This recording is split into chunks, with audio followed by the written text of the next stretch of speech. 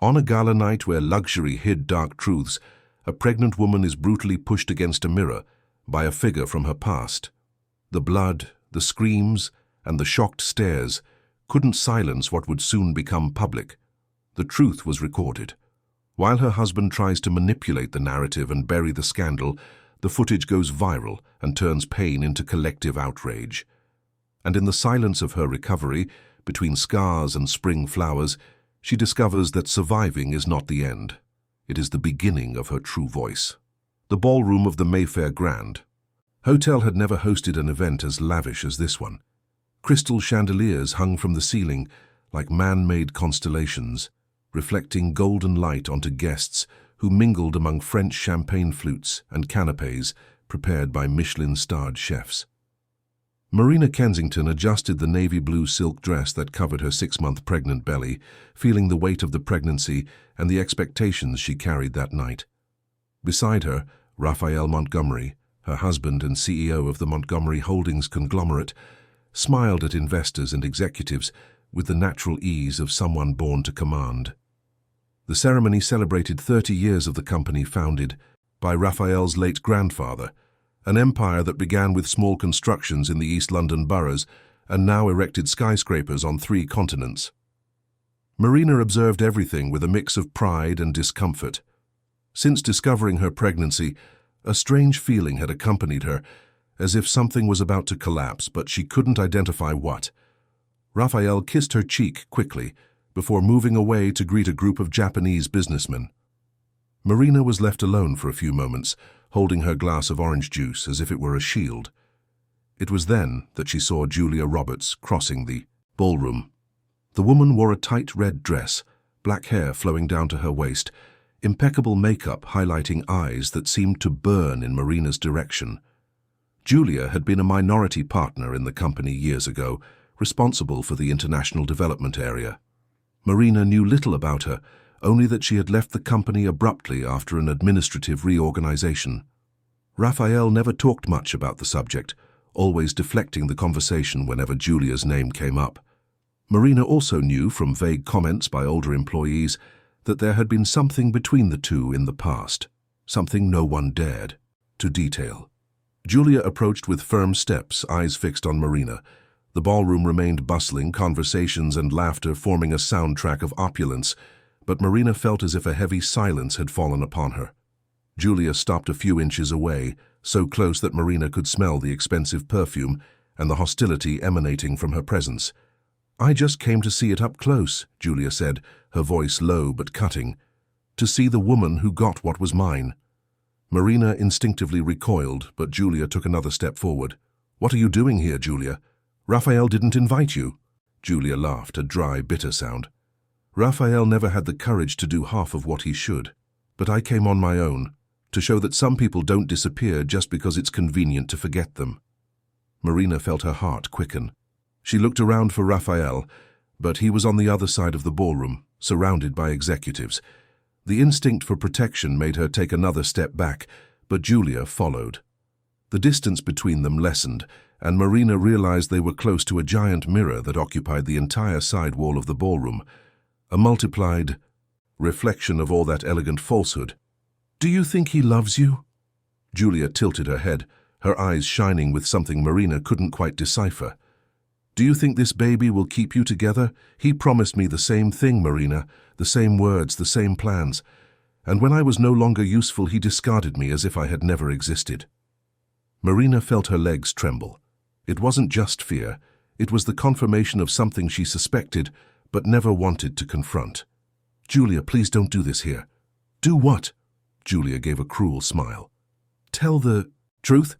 Show you who the man you married really is." "Oh, Marina, you're so naive, so perfect, the ideal wife, the ideal mother. But he doesn't love you. He never loved anyone but himself." Before Marina could respond, she felt Julia's hands on her shoulders. The push came fast, brutal, loaded with all the accumulated rage. Marina tried to balance herself, but her high heels and the weight of her pregnancy conspired against her. Her body spun, and everything seemed to happen in slow motion. The mirror approached, inevitable, and the impact was violent. The glass cracked in webs around. the point where her head hit, and sharp pieces cut her forehead, her arm, her cheek. The pain exploded instantly, sharp, unbearable. Marina fell to her knees, feeling warm blood run down her face. The ballroom, which had been a constant buzz, now seemed to have stopped. Screams echoed, people ran towards her. She tried to lift her head, but her vision blurred. She saw Julia standing, eyes wide, as if only then she had realized what she had done. She saw Raphael running towards her, his face pale. She saw executives and security guards approaching. And then, before losing consciousness, she saw the cell phones. Dozens of them, pointed, recording, capturing every second of that destruction. Marina woke up in the hospital without knowing how much time had passed. The white light from the ceiling hurt her eyes. She tried to move her head, but the throbbing pain prevented it. She raised her hand to her face and felt the bandages covering the cuts. Panic followed. The baby. Where was Raphael? What had happened to Julia? The questions piled up in her confused mind, but no one seemed to be around to answer them. The room was private, silent, cold. Marina tried to sit up, but her body wouldn't obey. It was then that the door opened and Raphael entered, his suit impeccable, his face carefully composed into an expression of concern. "Marina, thank God you're awake." He approached, but didn't touch her. "The doctors said you and the baby are stable. It was a terrible scare." Marina stared at him, trying to organize her thoughts. "What happened to Julia?" Raphael averted his gaze. "It was an accident, Marina. Julia stumbled and you fell. Everyone saw it. It was an accident."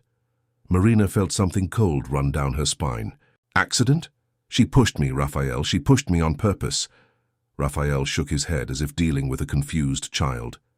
"You hit your head, love. You're confused. Julia has already given her statement. It was an accident. The security cameras confirm it." A lie. Marina felt anger rise, mixed with fear. "I saw it in her eyes. She wanted to hurt me. She said things about the two of you, about the past." Raphael sighed, rubbing his face with his hands. "Marina, you need to rest. We'll sort this out, but right now you need to think about the baby. I've already spoken with the doctors. We're going to transfer you to a better, more private clinic, away from the press."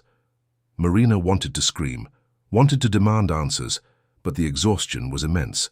She closed her eyes, feeling tears run down the bandages. Raphael left the room without saying anything else, and Marina was alone again, trying to understand how her life had shattered in a matter of seconds. Outside, unbeknownst to her, the recording of the incident was already circulating on social media.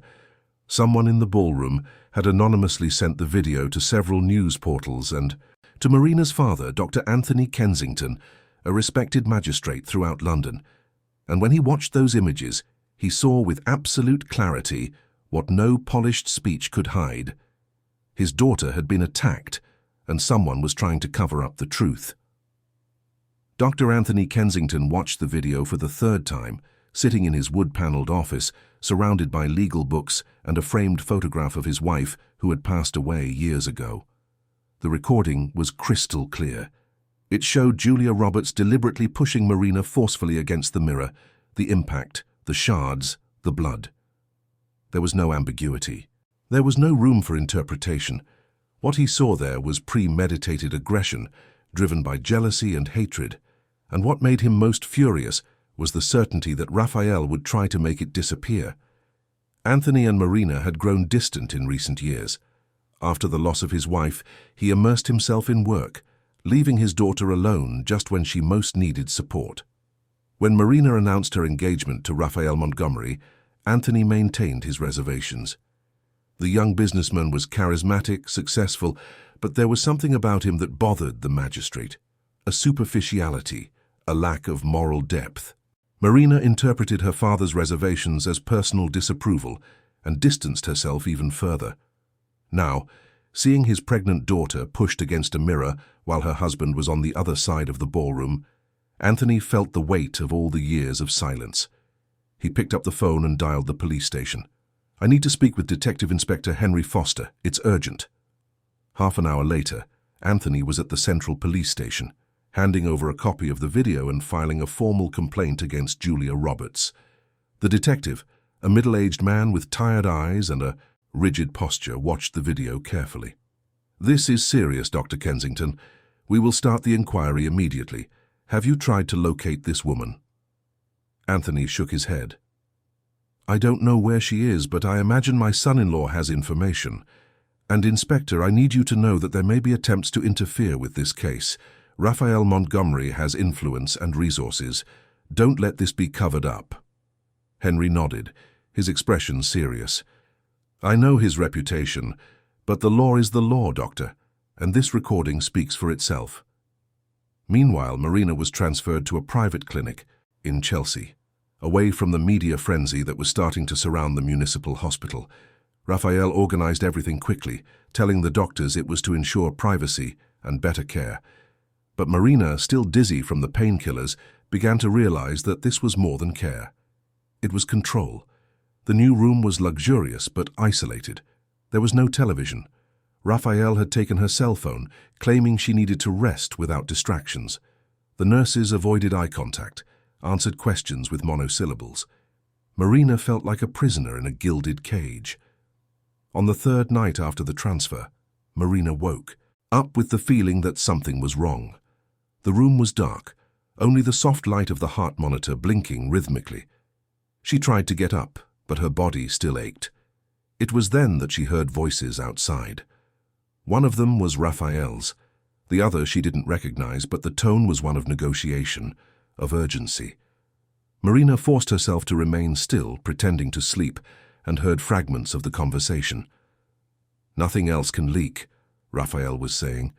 "I've already taken down what I could from the internet, but the recording is too widespread. We need to change the narrative. Julia will cooperate. She has no choice." The other voice, male and deep, responded. "And your wife? Will she keep quiet?" "She will," Raphael said, his voice cold. "Marina is fragile, always has been. After the baby is born, we'll resolve this civilly. A generous agreement, silence from both parties, no one needs to know anything." Marina felt bile rise in her throat. It wasn't just betrayal, it was calculation. Raphael wasn't concerned about her or the baby.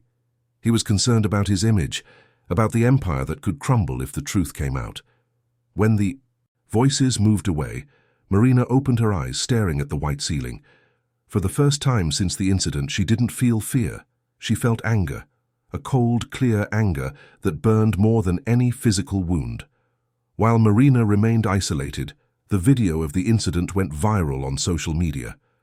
What started as a file anonymously sent to news portals exploded in shares. Millions of views in a few hours, indignant comments demanding justice, hashtags calling for investigation. The image of Marina being pushed, blood flowing, her pregnant belly exposed and vulnerable, touched an open wound in society. Cases of violence against women, hushed up and forgotten, resurfaced in conversations. Raphael Montgomery's name began to be associated with cover-ups, manipulation, abuse of power. The board of directors of Montgomery Holdings called an emergency meeting. Shareholders were terrified by the negative repercussion. International contracts were being reviewed. Investors were withdrawing support. The company's image was irrevocably stained. In a tense vote, Raphael was temporarily removed from the CEO position until the case was clarified. The news reached him through a cold phone call from one of the oldest directors. Raphael, sitting in his panoramic office overlooking the River Thames, hung up the phone and slammed his fist on the table. Everything was falling apart. And all because of that damn recording. At the same moment, Julia Roberts was trying to board a flight to Paris. She had bought the ticket under a false name, hoping to disappear before things got worse. But when she passed through immigration control, she was detained. The police already had a temporary arrest warrant for her. Julia was handcuffed and taken to the police station, where Inspector Henry was waiting for her with the video ready to be shown.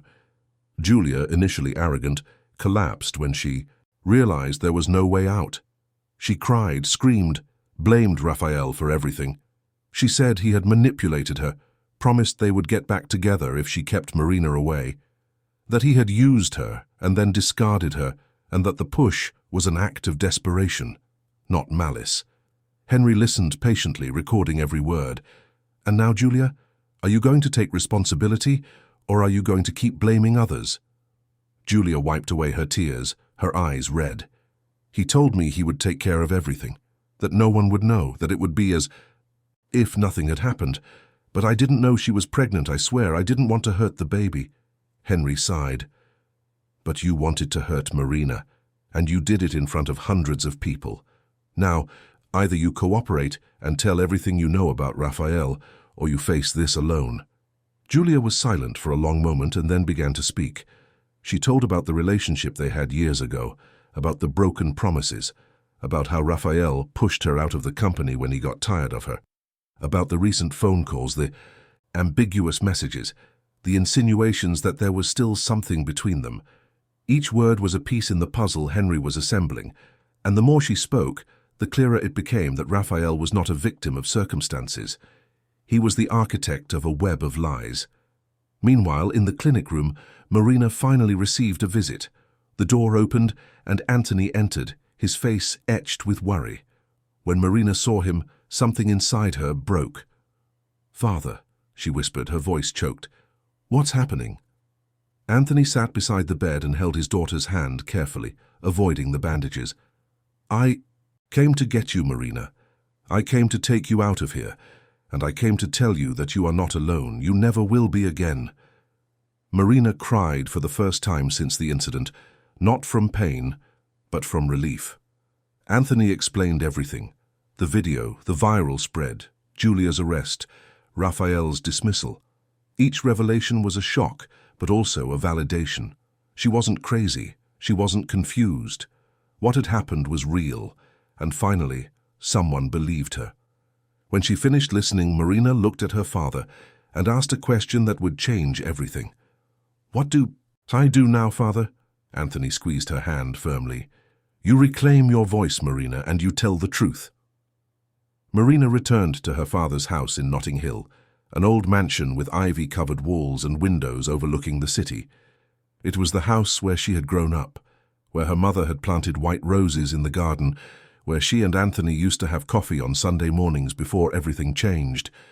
Entering that space again was like going back in time, but with the painful awareness of all that had been lost. Anthony prepared her old room, changed the sheets, placed fresh flowers on the bedside table. Marina lay down in bed and, for the first time in days, slept deeply, without fear of waking up in a strange place controlled by Raphael. In the following days, a routine slowly established itself. Anthony woke up early, prepared coffee, left the tray at Marina's bedroom door. They spoke little at first, still navigating the terrain of a relationship that had cooled over the years. But gradually, words began to flow. Anthony spoke of the emptiness he felt after losing his wife, how he took refuge in work because he didn't know how to deal with the pain. Marina, in turn, spoke of the loneliness she felt during that period, how Raphael appeared as a promise of stability and future, how, deep down, she always knew something wasn't right, but chose to ignore the signs. "It's not your fault, Marina," Anthony said one morning as they had coffee in the garden.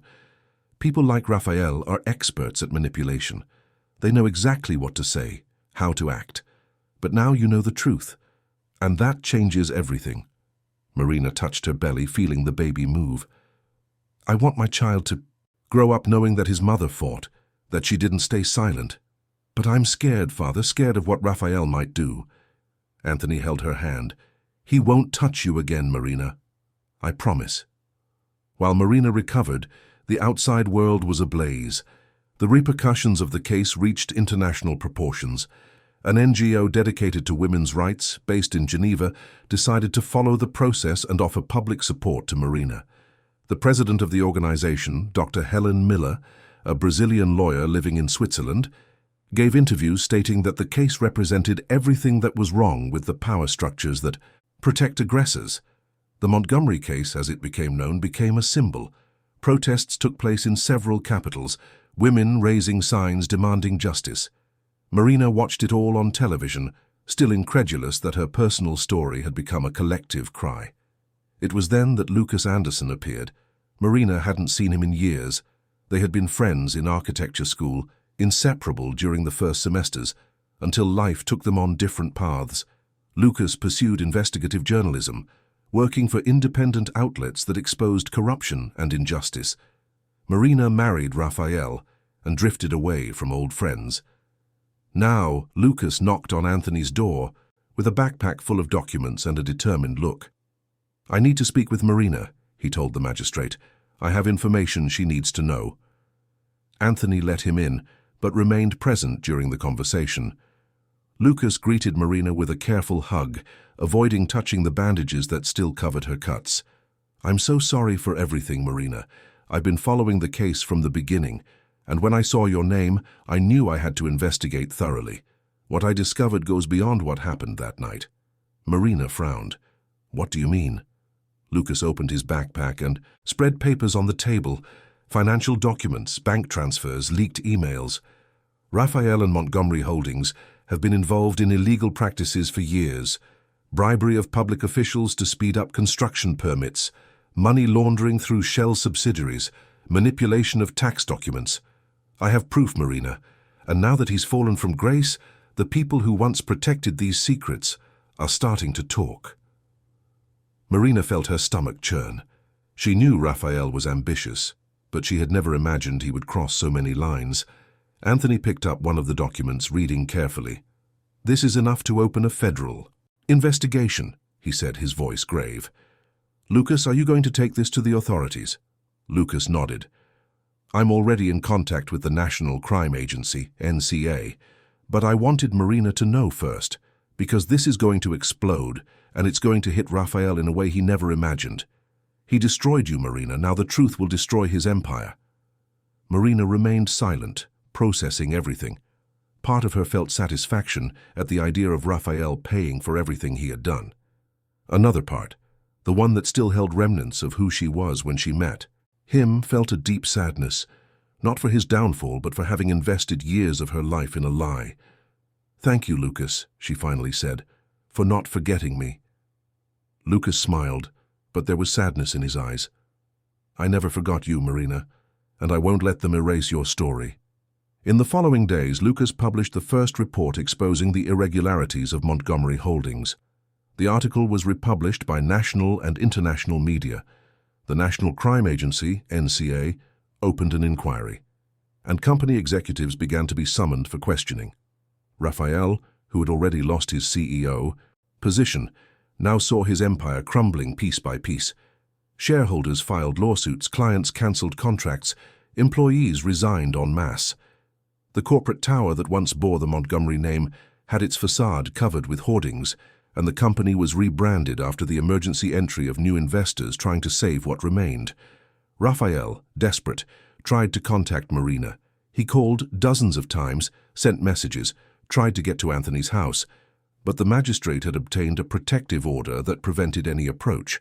Raphael then resorted to expensive lawyers, building a defense that tried to paint him as the victim of a conspiracy. He claimed that Julia had acted alone, that the financial irregularities were the responsibility of subordinates, that he was being judged by public opinion before having the right to a defense. But each argument sounded weaker in the face of the accumulating evidence. Meanwhile, Julia Roberts remained in pre-trial detention. During interrogations, she revealed something that shocked everyone. She was pregnant, and the father was Raphael. The news leaked to the press and generated a new cycle of indignation. Raphael had maintained the affair with Julia, even after marrying, even after Marina became pregnant. The betrayal was not just emotional. It was systematic. Marina learned the news from television, sitting in the living room next to her father. She didn't cry. She didn't scream. She just turned off the TV and went to the garden, where she watched the white roses her mother had planted decades ago. They continued to bloom, indifferent to human chaos. Anthony followed her and sat beside her on the wooden bench. "How are you?" Marina took a deep breath, smelling the flowers. "I'm relieved. Relieved to know that my intuition was right. Relieved to have left before it was too late. And relieved to know that my child will grow up away from all this." Anthony hugged his daughter carefully. "You are stronger than you imagine, Marina, and I will be by your side every step of the way." That night, Marina made a decision. She would not speak publicly yet, But she would record a video telling her version of the facts, not for revenge, but to record the truth, so that, when her son grew up, he could understand what happened, and so that other women would know they were not alone. Marina carefully wrote the script, choosing each word. Next day, with Lucas's help, she recorded the video in her father's home library, surrounded by old books and the memory of her mother. She spoke calmly, without dramatization, simply stating the facts. The push, the manipulation, the isolation, the discovery of betrayals and crimes. When she finished, she sent the file to a respected journalist, Patricia Moore, known for investigative reporting and rigorous ethics. Patricia watched the video 3 times before deciding. "This will air tomorrow," she called Marina to confirm, "and it will change everything." Marina's video aired during prime time on one of the country's most watched news programs. Patricia Moore introduced the material with careful context, explaining the case's trajectory, the ongoing investigations, and the importance of hearing the victim's own voice. Then, the screen showed Marina, sitting in the library, soft light illuminating her face still marked by bandages. She spoke for 10 uninterrupted minutes. She told about the gala night, about the push, about waking up in the hospital, and the gradual realization that Raphael was trying to rewrite the truth. She spoke about the isolation, about the conversations she overheard, about the decision not to accept silence agreements, and she ended with a sentence that would echo for weeks. "Surviving is not the end, it is just the beginning." The repercussion was immediate and massive. Social media exploded with messages of support. Women from all over the country shared their own stories of manipulation and abuse. The video was translated into several languages and circulated internationally. NGOs renewed public support, and protests returned to the streets with redoubled force. Marina did not give interviews after the broadcast, remaining secluded in her father's house, but her silence spoke louder than any speech. She had refused to be erased, and that refusal inspired millions. Raphael watched the video alone, in his penthouse apartment that now seemed like a luxury prison. He tried to call Marina, but the number was blocked. He tried to contact Anthony, but was ignored. He tried to mobilize lawyers to sue the broadcaster, but they advised him to keep quiet, as any move would be interpreted as an attempt to silence the victim. Raphael was cornered. Everything he had built, all the carefully cultivated image, was crumbling in real time. And the worst of all was the loneliness. Executives who once flattered him now avoided contact. Friends disappeared. Even his own family began to distance themselves, ashamed by the association. Meanwhile, the legal proceedings advanced. Julia Roberts' trial was scheduled and, in an unexpected twist, the hearing was presided over by Dr. Anthony Kensington himself. Some questioned the impartiality, but the Superior Court ruled that, as the victim was an adult and the case did not involve a minor, there was no legal impediment. Anthony conducted the trial with exemplary rigor. Julia, represented by a public defender after being unable to afford private lawyers, tried to use her pregnancy as a mitigating factor. She argued that she had acted under extreme, emotional influence, that she had been manipulated by Raphael, and that she had no intention of causing serious harm. But the evidence was irrefutable. The video clearly showed premeditation. Witnesses reported that Julia had arrived at the gala uninvited, specifically looking for Marina. Messages exchanged with Raphael were presented, showing that he had insinuated the possibility of rekindling their relationship, feeding false hopes. The prosecutor argued that Julia was not only a victim, but also an agent of violence, that her choices resulted in serious physical and emotional harm to a pregnant woman, and that pregnancy could not be used as a shield against responsibility. Anthony listened to all the arguments, maintaining a neutral expression. When it came time for the sentence, silence fell over the courtroom. Julia Roberts, by her actions, represented not only an individual aggression, but a pattern of behavior that perpetuates violence against women, Anthony said, his voice firm. Her actions were conscious, deliberate, and resulted in serious consequences. I sentenced the defendant to 4 years in prison in a closed regime, without the right to parole for the first 2 years. May this sentence serve as a message that emotional manipulation does not justify violence and that we are all responsible for our choices. Julia collapsed in tears, being led away by security guards.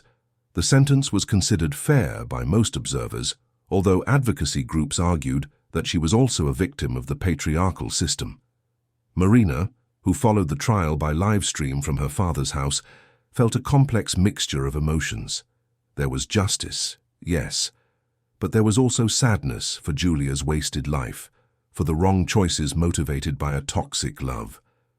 When the video ended, Marina turned off the computer and went to the garden, where she spent hours just watching the clouds pass.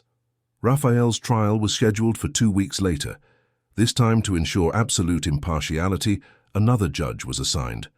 Dr. Claude Harrison, a magistrate known for his integrity and rigor, took over the case.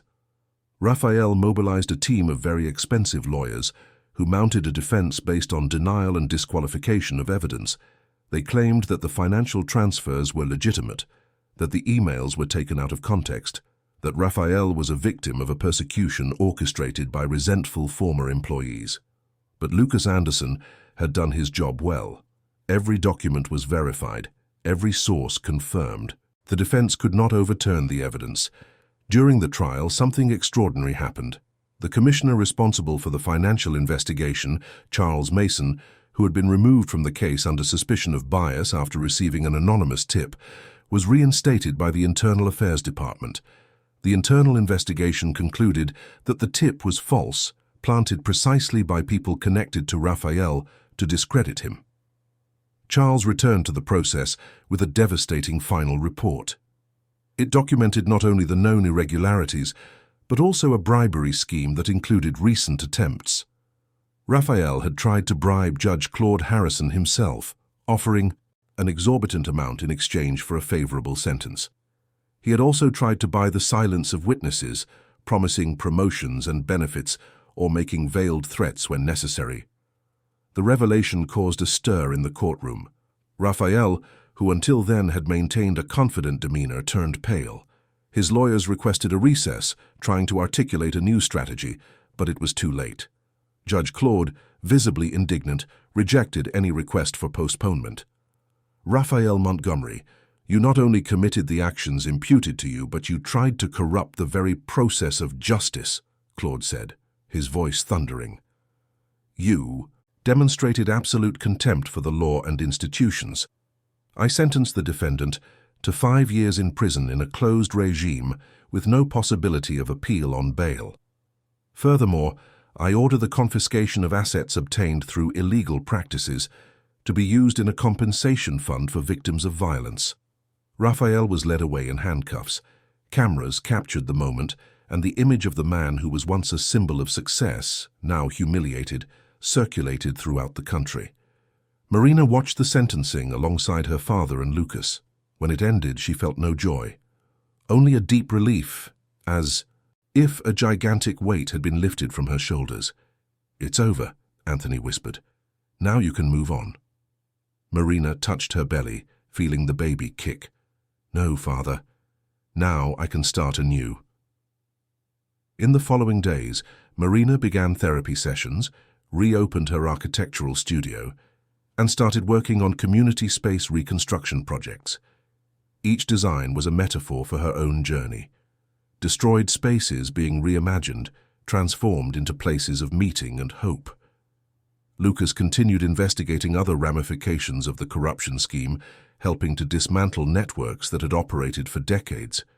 Anthony returned to work at the court, but now reserved weekends to be with his daughter, planting new flowers in the garden, preparing the baby's room that was to come.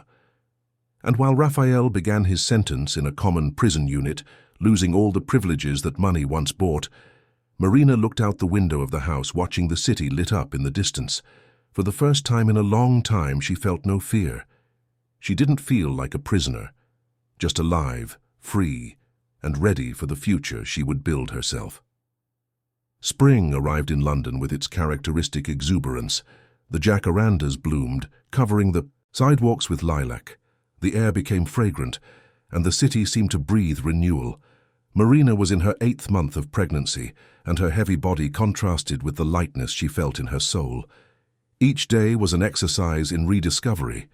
She woke up to the sound of birds nesting in the garden trees, had coffee with her father on the veranda, spent mornings drawing projects in the improvised studio she had set up in one of the house's rooms.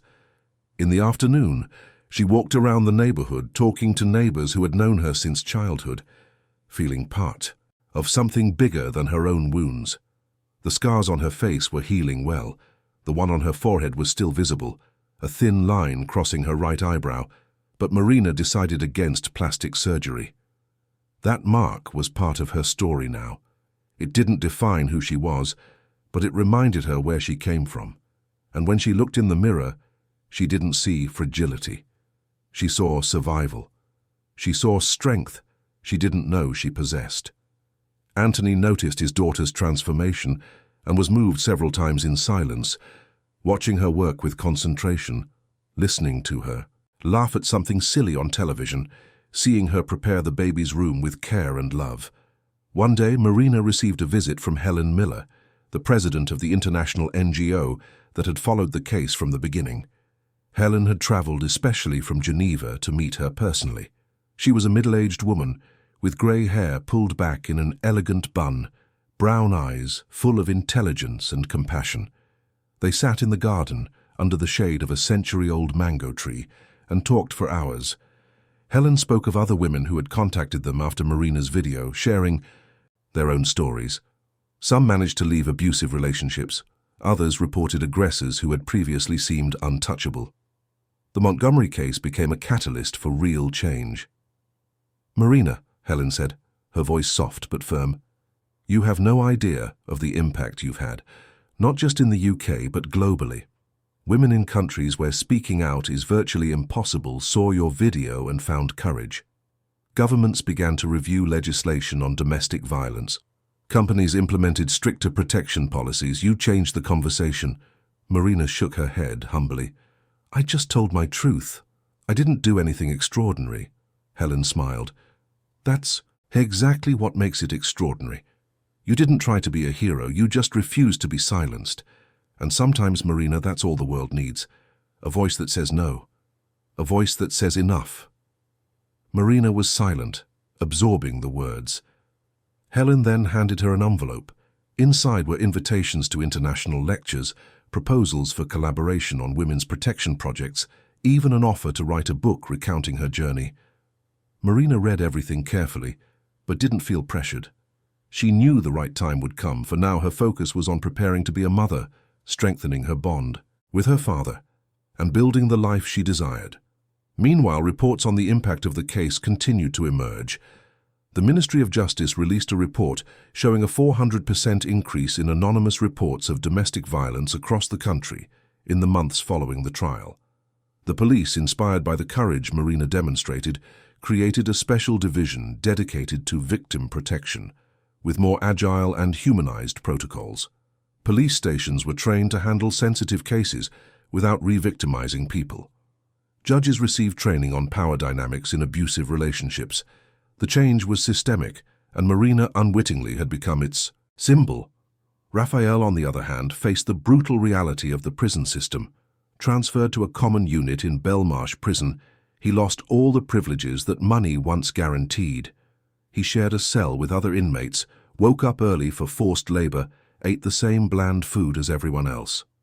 The fall was dizzying. Executives who once idolized him now avoided mentioning his name.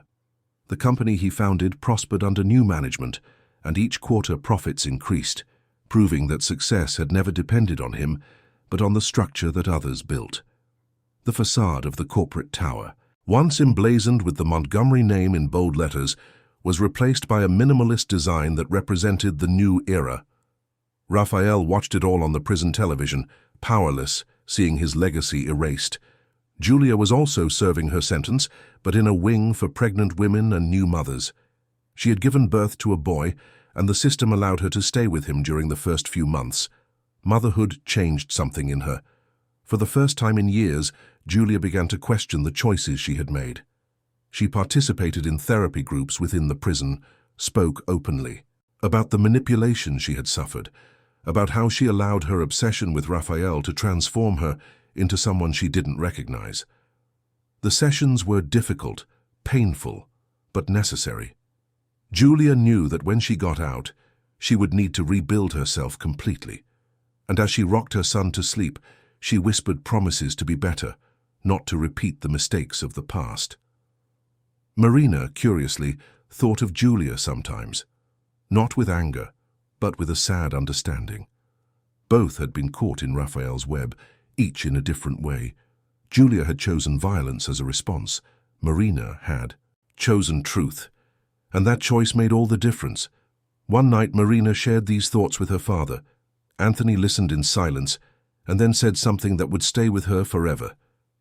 Compassion doesn't mean accepting the unacceptable, Marina. You can understand Julia's reasons without absolving her of the consequences. That's what makes us human, the ability to see complexity without losing moral clarity. The days passed peacefully, punctuated by visits from Lucas, who brought news of ongoing investigations, and from old friends Marina had lost contact with during her marriage to Raphael. They returned, one by one, apologizing for having drifted away, for not having noticed the signs, for not having been present. Marina received them with generosity, but also with firmness. She made it clear that the future would be different, that she would no longer accept complicit silences or convenient distances, that whoever was in her life needed to be truly present, vulnerable, real. One morning, Marina woke up feeling light contractions. They weren't regular yet, but she knew the time was near. She spent the day at home arranging the last details of the baby's room, folding tiny clothes, organizing diapers and bottles. Anthony stayed nearby, discreetly anxious, checking his phone every 5 minutes to make sure the car was ready for any emergency. At night, the contractions became more intense and regular. Marina grabbed her prepared bag, and father and daughter went to the hospital. On the way, Marina looked out the window at the lit city, feeling a strange calm. Everything she had been through, all the pain and reconstruction, led to this moment. And she was ready. The labor was long, but peaceful. Anthony waited outside, pacing back and forth, reliving memories of when Marina was born, of the joy he had felt, holding his daughter for the first time. When the nurse finally appeared with a wide smile announcing that mother and baby were well, Anthony felt tears stream freely. He entered the room and found Marina exhausted but radiant, holding a small boy with closed eyes, a pink and perfect face. "This is Lucas," Marina said, looking at her son with infinite love, "in honor of the friend who didn't forget me." Anthony held his grandson carefully, feeling the light and precious weight of that new life. "Welcome to the world, Lucas. You have the strongest mother I've ever known." The first few months with the baby were a period of intense adaptation. Marina discovered that motherhood was simultaneously more difficult and more rewarding than she had imagined. The sleepless nights, the inexplicable cries, the constant doubts about doing everything right, but also the smiles that appeared without warning, the unmistakable smell of her son's skin, the feeling of completeness when she rocked him to sleep. Anthony was a constant presence, helping in the early hours, preparing meals, giving his daughter space to rest when needed. The house in Notting Hill, which once seemed too big for just 2 people, now vibrated with life. One afternoon, while Lucas slept in the crib nearby, Marina returned to her studio. There was a project waiting, something she had started weeks before giving birth and needed to finish. It was a community centre in a Southwark borough, a space that would be used for workshops, after-school tutoring, and cultural gatherings. Marina had volunteered for the project, donating her time and expertise, and now needed to finalize the technical drawings for construction to begin. As she drew lines on the computer, she realized she was redesigning more than a building. She was redesigning herself. Every wall she projected represented a barrier torn down in her own life. Every window, a new perspective. Every door, a choice to move forward. The project was approved by the local council, and construction began months later. Marina followed everything closely, visiting the construction site whenever possible, talking to the workers, listening to the ideas of the local residents. When the center was inaugurated, hundreds of people attended. There was music, dancing, shared food, children running through the freshly painted spaces. Marina was invited to speak, but preferred to stay backstage. That space wasn't about her. It was about the community, about collective transformation, about proving that beauty and functionality could exist anywhere, not just in privileged neighborhoods. But the residents insisted, and she went up to the small stage set up in the central courtyard, holding Lucas in her arms.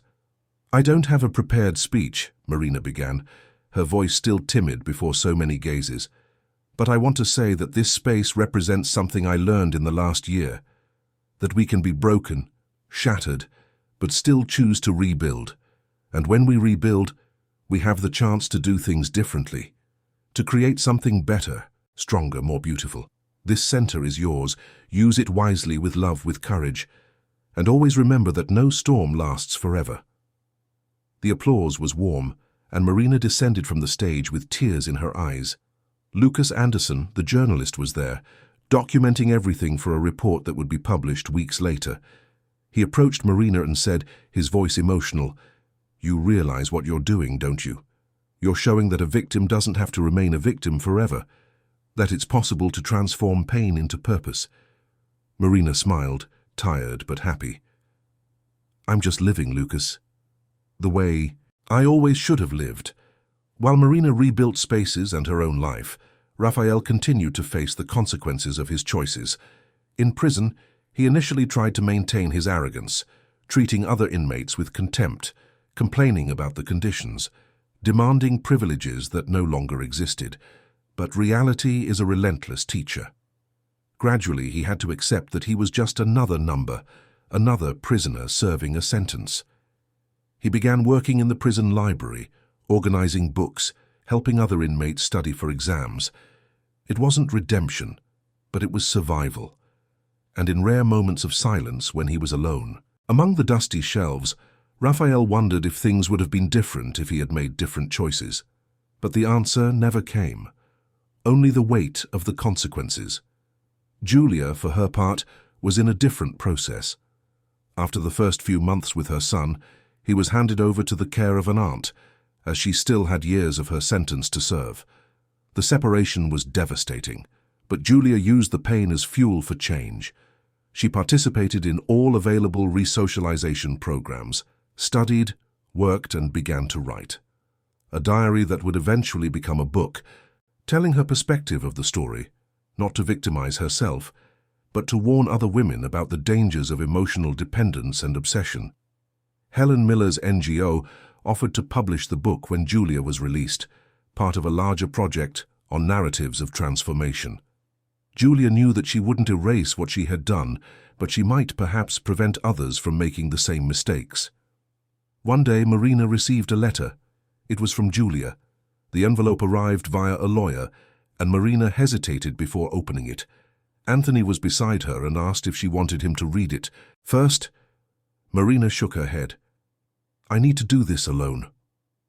The letter was brief, handwritten in a trembling script. Julia apologized. She didn't justify, didn't try to explain. She simply acknowledged what she had done, the pain she had caused, and expressed hope that Marina and the baby were well. It ended by saying that she would spend the rest of her life trying to be better than she was that day. Marina read it twice, folded the paper carefully, and put it in a drawer. She didn't reply. She didn't need to. That letter didn't change anything, but it didn't make things worse either. It was just a piece of history that was now filed away. Months turned into a year. Lucas grew fast, started crawling, saying his first words. Each milestone was celebrated with joy by Marina and Anthony. The house in Notting Hill was renovated. The garden expanded.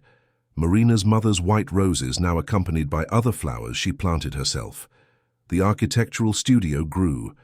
Marina began receiving invitations for larger projects, but continued to prioritize community work. She designed a school in Southwark, a library in Greenwich, a support centre for women victims of violence in Hackney. Each project carried her mark, not just aesthetic but philosophical, spaces that welcomed, protected, empowered. Lucas Anderson continued investigating corruption, but also became a frequent collaborator with Helen's NGO. He wrote articles about how systems fail victims, about how real changes happen when society decides to no longer accept the unacceptable. He and Marina remained close friends, and little Lucas had two Lucases in his life, the journalist and the friend, both positive influences, both examples of integrity. Patricia Moore, the journalist who aired Marina's video, won awards for her ethical and profound coverage of the case. She used the platform to continue exposing injustices, always careful not to exploit others' pain, but to illuminate necessary truths. One afternoon, Marina visited her mother's grave for the first time since everything had happened. Anthony and little Lucas accompanied her. The cemetery was quiet, old trees offering shade, birds singing softly. Marina knelt before the tombstone, touching the cold stone with affection. "Hi, Mum," she whispered. "I know it's been a while since I came. A lot has happened, bad things, good things, but I'm here, I'm alive, and I'm trying to be half the person you were." Little Lucas, in Anthony's arms, reached out his tiny hands towards the flowers Marina had placed in the vase. Marina laughed, picked up her son, and held him close to the tombstone. "This is your grandson, Mum, Lucas. He will grow up knowing about you, about your strength, your kindness, and he will know that, even when life tries to break us, we can choose to bloom." Anthony hugged his daughter and grandson, and the three stayed there for a long time, just existing together in that space of memory and renewal. When they finally left, the sun was already beginning to set, painting the sky orange and pink. Marina looked back one last time and felt something change within her. It wasn't closure, because some pains never fully close. It was acceptance, the understanding that life goes on, that scars don't define, and that choosing to live, truly live, is the most revolutionary act of all. And as they walked back to the car, Marina held her father's hand with one and Lucas with the other, feeling for the first time in a long time that she was exactly where she should be. 2 years had passed since that night at the Guy, Mayfair Grand Hotel. Marina was in her studio, now officially established in a commercial space in Knightsbridge, with 3 employees and projects spread throughout the county. The office was bright, white walls decorated with hanging plants, light wood tables where drawing boards and computers harmoniously shared space. Marina had found her rhythm, balancing motherhood and career in a way that seemed impossible before. Lucas, now 2 years old, attended a nearby nursery in the mornings, and afternoons were reserved for them to be together, exploring parks, visiting museums, simply existing side by side. That specific morning, Marina received an unexpected phone call. It was Helen Miller calling from Geneva. "Marina, I have a proposal for you," Helen said, her voice enthusiastic. "We are organizing an international congress on post-trauma reconstruction, and we would like you to be one of the main speakers, not just to tell your story, but to talk about how you transformed personal experience into social impact through architecture. There will be representatives from 50 countries. It's an opportunity to amplify the message." Marina remained silent, processing.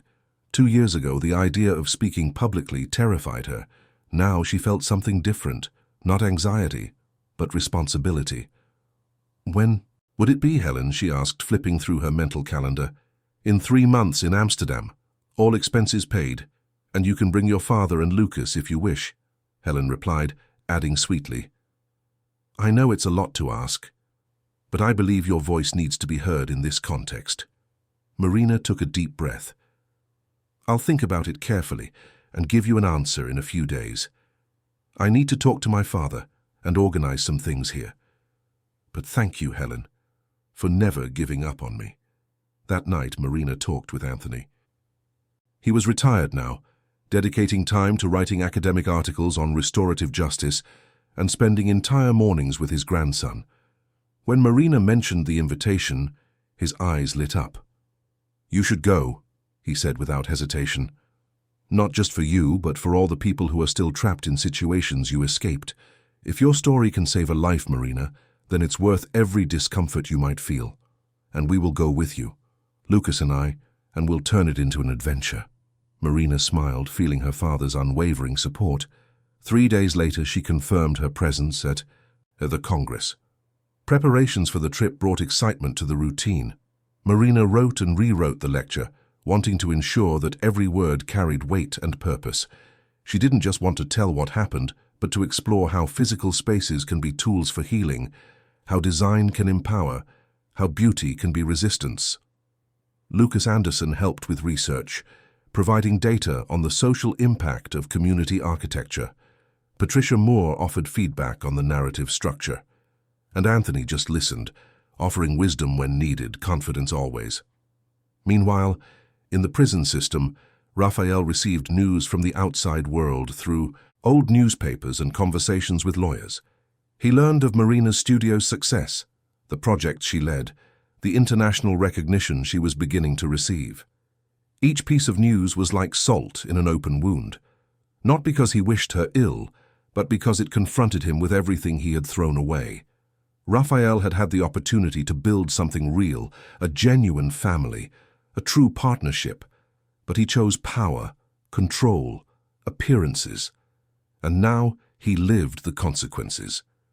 Julia was released on parole after serving half her sentence, exemplary behavior ensuring progression. She reunited with her son, who didn't recognize her, and began the painful process of rebuilding that bond. She got a job at an NGO that helped women released from the prison system, using her own story as an educational tool. It wasn't complete redemption, but it was a beginning. The day of the trip arrived. Marina, Anthony, and little Lucas boarded an overnight flight to Amsterdam. Lucas slept almost the entire journey, nestled between his mother and grandfather. Marina looked out the window at the black ocean below, occasionally illuminated by distant ship lights. She thought about how far she had come, not geographically but emotionally. The woman who boarded that plane was fundamentally different from the one who had fallen against the mirror. Stronger, yes, but also more vulnerable, in the sense of being willing to feel fully, to live authentically, not to hide parts of herself for fear of judgment. Amsterdam greeted them with a grey sky and cool temperatures. The hotel was charming, overlooking a canal full of bicycles and boats.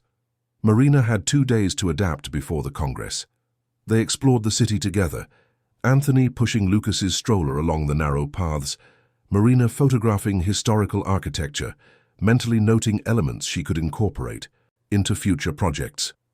At night, while Lucas slept, Marina reviewed the lecture one last time, making small adjustments, breathing deeply to calm the nerves that insisted on appearing.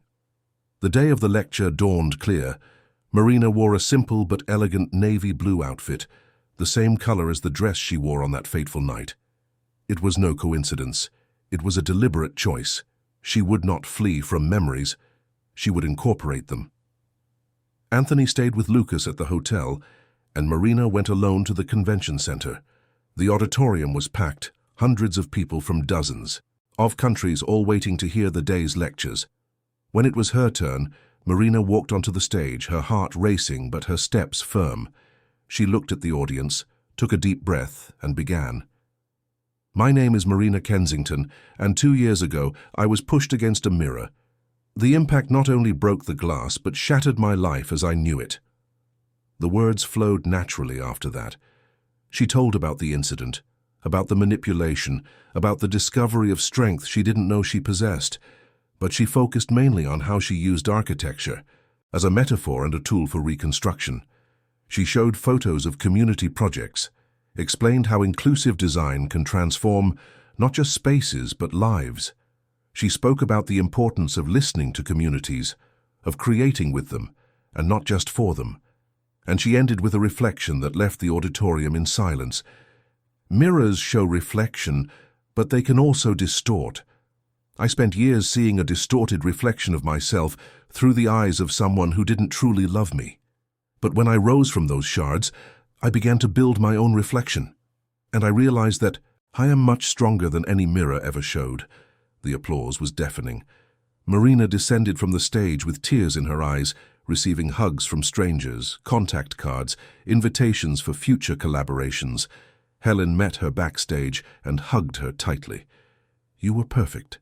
Absolutely perfect. Marina smiled, tired but fulfilled.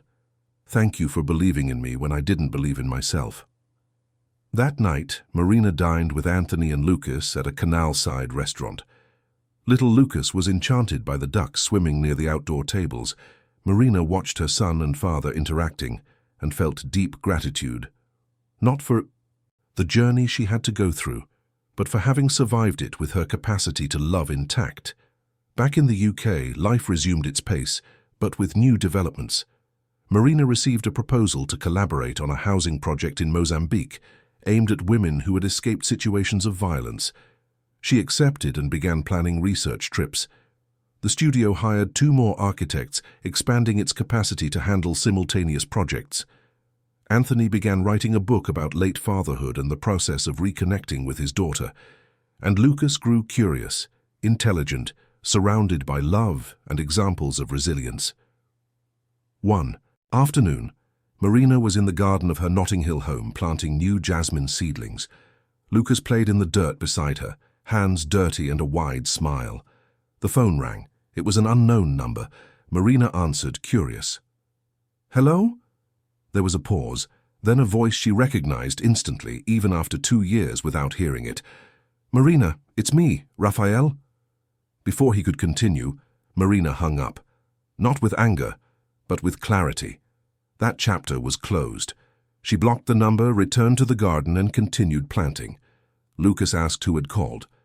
"Just someone from the past, love," Marina replied, kissing her son's dirty forehead. "Nothing important." As evening fell, Marina walked to the window with Lucas in her arms. The city stretched out below, lights beginning to flicker as night arrived. She lightly touched the scar on her forehead, that thin line she would carry forever. It no longer hurt. It was just part of who she was now. The woman who was once pushed against the mirror, shattered inside and out, now reflected a strength that came from a deep and true place. Her journey was not easy, and there would still be difficult days. But she knew now with absolute certainty that she could face whatever came.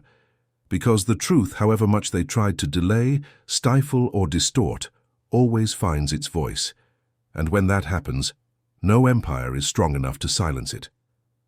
Marina kissed Lucas's head, safe and fulfilled, watching the stars begin to appear in the sky. She was alive. She was free. And she was, finally, home. Dear listeners, we hope Marina Kensington's journey has deeply touched your hearts. Her story reminds us that even in the darkest moments when we feel completely broken, there is within us a strength, capable of rebuilding not only our lives, but also of transforming pain into purpose and inspiration for others. To continue experiencing intense emotions and stories that explore the complexity and beauty of the human experience, we have a special playlist waiting for you. Find it by clicking here, where other powerful narratives await discovery. If Marina's story resonated with you, don't forget to subscribe to the channel and leave your like. This helps us continue bringing stories that matter. Every day we share unique narratives that celebrate resilience, courage, and the human capacity to be reborn. And have you ever experienced a new beginning? Have you ever had to find strength where there seemed to be none? We look forward to seeing you in the comments to share your own stories of triumph. Your voice also deserves to be heard. Until the next story.